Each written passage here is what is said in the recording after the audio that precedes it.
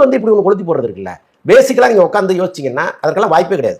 எதற்கெல்லாம் வாய்ப்பு கிடையாதுன்னா, ஜனநாயகனுடைய கிளைமாக்ஸ் அங்கே எடுத்தாங்கிறதுக்கு வாய்ப்பு இல்லை. ஆனால் படப்பிடிப்பு அங்கே நடந்துச்சு. படப்பிடிப்புன்னா 10 கேமரா வச்சு, ட்ரோன் கேமராவெல்லாம் வச்சு எடுத்தாங்க. எல்லா கட்சியும் செய்கிறது தான் அவர் செஞ்சார்.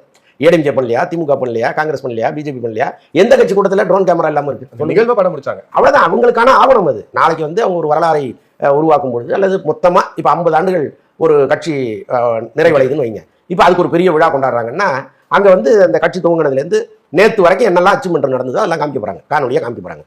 அப்போ எல்லாருமே இதை வந்து தொடர்ந்து படமாக்குகிற வழக்கம் இருக்குது. அது ஒன்றும் புதுசு கிடையாது.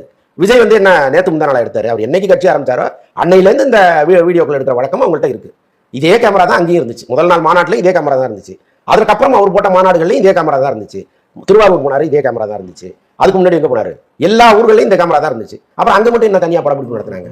ஸோ அதனால ஏதாவது ஒன்று அவரை பற்றி சொல்லணும், அதை நம்புவதற்கு கொஞ்சம் மக்கள் தயாராக இருக்காங்கிறதுனால சொல்லிட்டு இருக்காங்க. அவ்வளோதான். இதை வந்து நீங்கள் எந்த கட்சி சார்பும் இல்லாமல் உட்கார்ந்து ஒரு 6 அறிவு உள்ள மனுஷன் யோசிச்சாலே அவனுக்கு விடை தெரிஞ்சிடும், இதில் ஒன்றும் மர்மம் இல்லடான்ட்டு. இவங்க ஒரு புது மர்மத்தை கலப்புறாங்க.